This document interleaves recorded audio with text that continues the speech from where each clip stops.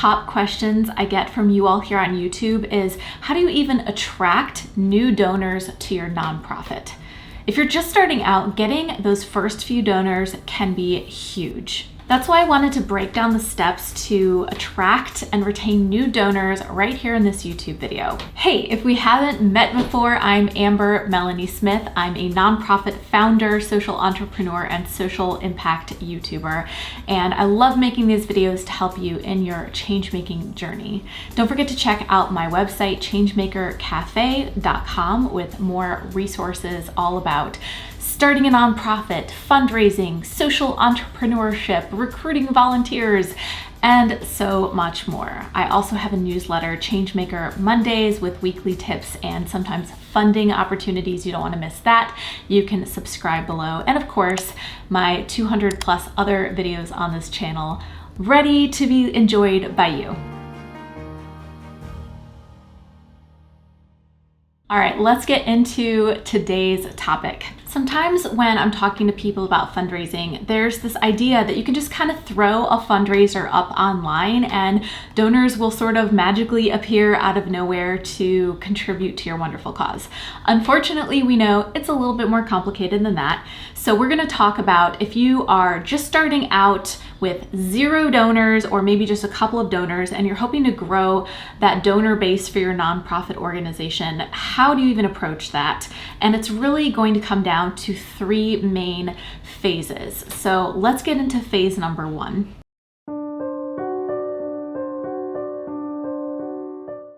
In stage number 1, we're gonna do some prep work. Now, this is something I talk about even when it comes to other types of fundraising like grant writing as well. The donations, the grants, the funding comes when you have a clear and compelling mission and effective and inspiring programs that work. If you have those things and can articulate them clearly to people, you're going to attract that funding because people are going to want to be a part of making a meaningful and tangible impact. So how do you translate that into action? Well, we're gonna start here by making sure that your fundraising messaging is clear, it's consistent, and it's inspiring. And you're gonna want to make sure that it is in writing, that it's present on all of your various assets, from your organization's website to any written materials you have to boilerplates for your emails, etc. Once you have that equips your team or any other volunteers, board members, or even staff that you might have helping with the fundraising to be able to take that messaging and share it with their own networks where appropriate. And you might be asking yourself, well, how do I know that my fundraising message is clear and compelling? It comes down to about 6 different things that you want to make sure all of your messaging includes. The first is the problem that your organization is trying to solve out there in the community or the world. What is the need? Why does your organization exist? What is the lack of something that your organization is going to introduce to the world that's going to make someone's life better? So that problem statement, okay? That can include who you're helping and why it's important, the scope of the problem. Secondly, you want to include your mission statement.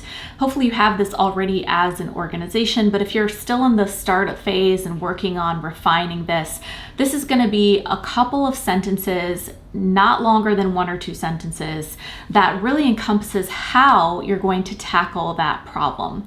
So maybe the problem you're trying to tackle is homelessness in your city. Well, your mission statement would include how you're going to tackle homelessness in your city. Maybe it's something like, our organization seeks to reduce homelessness in the ABC city by making housing affordable to single moms. I'm just making that up, but you see what I did? I included the method, which is making housing affordable, and I included a target audience, in this case, single moms, but it could be any target audience that your organization is going to be serving. The third thing is really important to build credibility.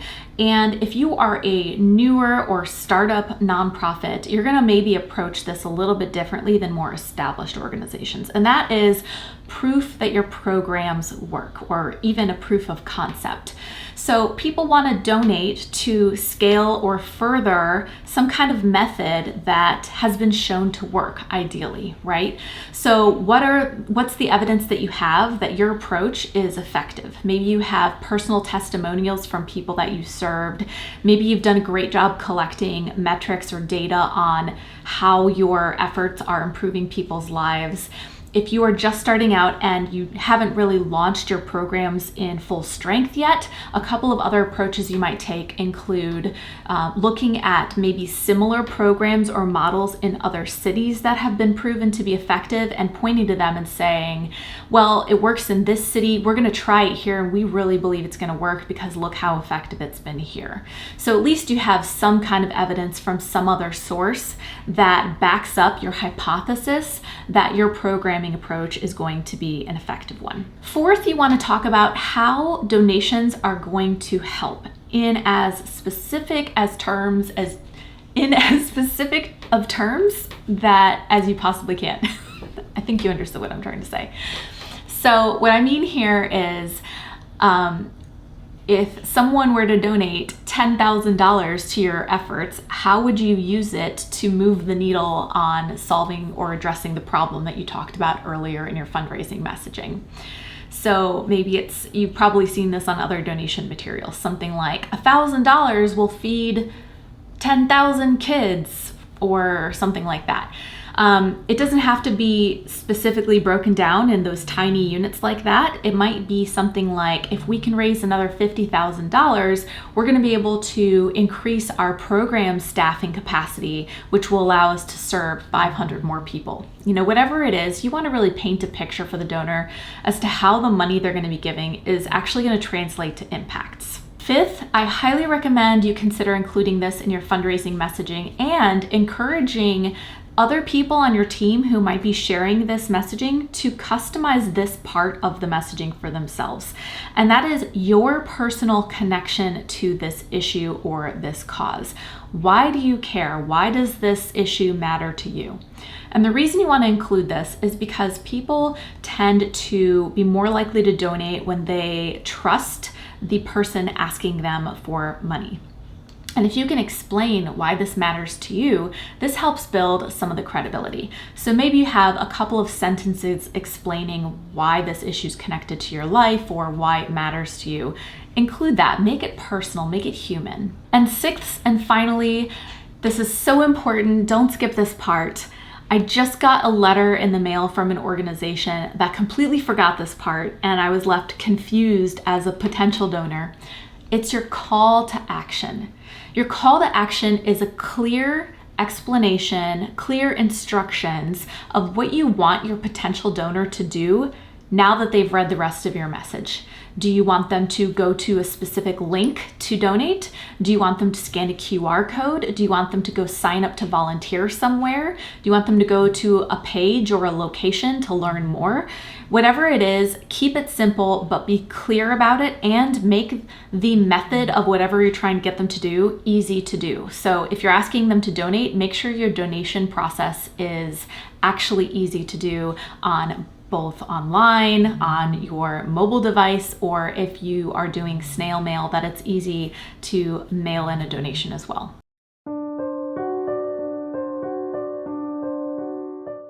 Now that you have your fundraising message well defined, it's clear, it's compelling, it's time to go out and start building your audience to attract some donors. So that is stage 2. It's to grow your audience base, your community and social network in the hopes of identifying and finding those future donors. I've been following some of these other amazing fundraising experts out there in the community, and they keep saying this thing that's really sticking in my head, and it's to be fundable, you have to be findable, okay? So you might have the most amazing mission and cause in the world, but if nobody knows you exist, they're not gonna donate. So this step is really focused on getting you out there into the community, meeting, connecting with new people, and building relationships so that they will one day become donors. Your new donors are going to emerge from the pool of people that make up your broader audience. If you've ever done sales or other types of marketing, you might understand this concept of a funnel, right? So you have the top of the funnel, which is where everyone's arriving at your site, your website, or learning about your organization for the first time. Maybe that's 1,000 people, but not all 1,000 of those people are going to convert to become donors. So you have to be cultivating relationships and warming them up just like you would in sales, but this is very not salesy. Nonprofits are super about human relationships, and you're going to be working on cultivating that trust so that a smaller percentage of that 1,000 will one day become your donors. But if you don't have that broader audience first, you're never going to find that more narrow pool of donors down the line. So the first thing we want to do here is really think about who is our audience. And you can start with taking a look at your existing networks through either your personal connections or the connections of maybe your other board members or volunteers who might be helping you with this nonprofit organization's work. Who in your existing audience might be a prospective donor? Examples might include people who might already be on your mailing list, volunteers, friends and connections of board members. All of these people are potential audience members and potential future donors. So you want to ask the people who are working with you, like I said, maybe other board members or volunteers, to start making lists of who all these people are who might be future donors. You're not necessarily going to go out and ask these people for money right away, but it's about establishing sort of like a map of who your connections already are. You're going to be inviting them to learn more about your cause. You're going to be asking them questions about what are they curious about related to the issue that you're tackling. You're going to start to build a relationship with them. So that's reaching out into your existing potential pool of donors who make up your audience. The second step here is, of course, to expand our audience to brand new people who haven't heard about your cause yet. These are the complete strangers who might become supporters down the line. And there are several techniques you can do to build this audience. The first thing you want to do, though, is make sure that you have some kind of system or mechanism set up to collect their contact information so that they can opt in to learn more about your cause and you can start meaningfully building that relationship with them. Once you have that system set up and you have an easy way for people to opt into your audience, you want to get out there in the community and try a bunch of different strategies to start raising awareness about your work. I'm talking about public presentations to civic clubs and schools and companies. And when you're out there presenting, inviting them to join your mailing list to learn more or sign up to volunteer or take some other small action that isn't necessarily donating to your cause. Of course, you might have someone come up to you and be like, I'm really inspired, how can I donate? In which case, awesome, let them donate. But this stage is just about making that connection as a first step. A couple of other things you can do here include writing and sending press releases to hopefully garner some media attention and start introducing your organization and cause to the community that way. Asking your existing team members to introduce new people to your cause. We talked about that in the first step, but that's an ongoing process, right? And then inviting people to come in to learn more about your cause through maybe something like an open house or a tour or an information session. It could be virtual, it could be in person. There are so many different ways to do it. And then, of course, creating an e-newsletter and social media content that is consistently inviting people to engage. Engagement could look like asking your organization questions, hosting Q&A sessions. It could be inviting other community leaders to have a dialogue with you about the issue that you're talking about. But you're really starting to raise awareness here and inviting people to opt into that mailing list. As you're growing your audience and your potential donor base, you also want to be thinking about technology. Meaning, once you have an audience, how are you going to actually collect the donations to convert that audience into donors? You might consider trying Zephy, the free fundraising platform for nonprofits and this video's sponsor. Zeffy is the only 100% free fundraising platform for nonprofits. 50,000 nonprofits across North America are already using Zeffy. It's a great platform to customize and host that fundraising message that we talked about in step 1 of this video. You can add your colors, your branding, and even photos to inspire your potential donors. Most fundraising platforms take some % of the donations raised to cover their transaction fees and the cost of managing the platform. But like I said, Zeffy is totally free. It's also user-friendly, garnering a 4.8 out of 5 rating on Capterra. Zeffy is great for collecting those regular donations, but you can also encourage donors to give recurring donations or memberships, buy tickets to your events, bid on auction fundraising items, and all sorts of other types of fundraising. So if you're out there still looking for a fundraising platform, check them out. I'm going to leave the link to learn more about them and give them a try below this video.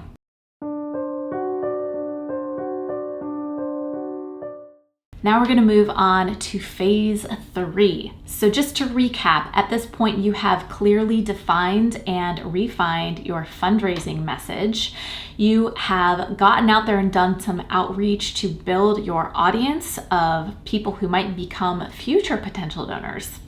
In this phase, we're going to focus on cultivating those relationships with that audience and eventually making the ask, which is fundraising jargon for asking for money. We talked about this before, but the odds of someone you just met or someone you don't know at all donating to your cause are much lower than if you're asking for money from someone with whom you've built some trust and a relationship. In a recent newsletter, I talked about the stages of a donor's journey, from awareness to becoming an ambassador and an evangelist for your organization.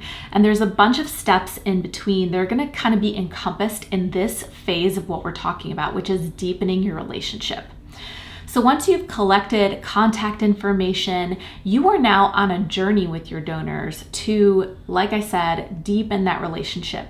And you want to make sure that you are doing several things in this phase that are going to build your credibility, build your trust, and explain to your donors why their donations are going to be so important and impactful for your mission. At this stage, we also want to do some thinking into the future and think about not only how are we going to get that first donation from our audience, but how we're going to inspire them to be donors time and time again every year if possible. It's actually much more cost effective to retain donors that you already have than it is to acquire new donors. So donor retention can be really, really important for your mission over the next several years. The more people feel personally connected to not just your mission and your cause, but the team behind your organization, you as human beings, the more likely they're going to be to donate. So there are several strategies we can be implementing throughout the year to build and deepen this relationship. The first is to regularly share stories about the work that you're doing and the impact that you're making in the community. This could be sharing the story of someone you helped. It could be a behind the scenes look at something going on in your organization. I know this awesome organization that focuses on litter pickups and community cleanups in one city, and they just posted this fun picture of a pickup truck that they were able to buy with donations raised that's going to allow them to pick up a lot more litter. And it was just kind of a fun personal video that made me feel excited for them. It made me feel like it was a great use of donations. Focusing on the stories and the impacts that are part of your organization really helps reinforce to people why donations are important and how they lead to measurable outcomes. Another great strategy is to invite your audience members to give you feedback and ask them questions. I once heard this very seasoned fundraising expert say, if you want a donation, ask for advice. And I thought that was kind of funny, but also kind of true, because if you can make people feel valued and let them know that their opinions matter to you, they're also going to be more likely to donate. So simply asking your audience questions. It can be a casual survey, it can be one-on-one. Hey, what do you think about this new program we're considering? What's been your experience with this event that we do? Get that feedback. And even if they never donate, that feedback is gold. It is so valuable to know what's on people's minds. In my experience, it's much worse to not know what people are thinking and then realize that nobody wants to donate or attend my event or to volunteer because they were unhappy with or confused about some aspect of it before. So getting that feedback year round is a really good strategy. Another thing you can do is invite your audience members to come volunteer for your organization. I know this feels counterintuitive, but statistically, people who volunteer for your cause are actually more likely to make a financial donation than people who don't. And the reason for that, when you think about the psychology we've been talking about, it makes sense because people are more likely to donate when they understand how your organization works and you have that trust and credibility. And who knows that better than someone who's volunteered with your cause? And just one more thing I want to try or point out here is you can invite them to events or other ways to engage with your cause that do not include an ask for money. We talked about things like behind the scenes tours and stuff like that before. Sometimes you just gotta have a good old-fashioned community building or friend raising event. This can be a picnic or some kind of session where you're just going to come hear from panelists about the issue, but this is just more opportunities to get your people in the door before you are ready to make that ask. Okay, so once you have been establishing trust, you've got your compelling fundraising message, you've got your audience that you've built up, it's time to make the ask. You can put your request out there via email. You can make it personalized. If your audience is more the type that would appreciate snail mail, you can try snail mail. It's really just about knowing your specific audience and demographic. And this is where you make the ask, and you're gonna see pretty quickly who has been inspired to go ahead and make that financial contribution to your cause. That's all I have for you today. Like I said, if you are starting with few to no donors, I really hope that this has been a helpful guide to get you thinking about how you might get started attracting those new donors. Once again, don't forget to check out my website, changemakercafe.com, or I have all sorts of other resources for you on your nonprofit or social impact journey, and my newsletter linked below with weekly tips and strategies and sometimes funding opportunities that might help you along the way. Thanks as always for watching. Don't forget to like and subscribe and share with all your friends. And yeah, I'm Amber Melanie Smith. I'll see you next time.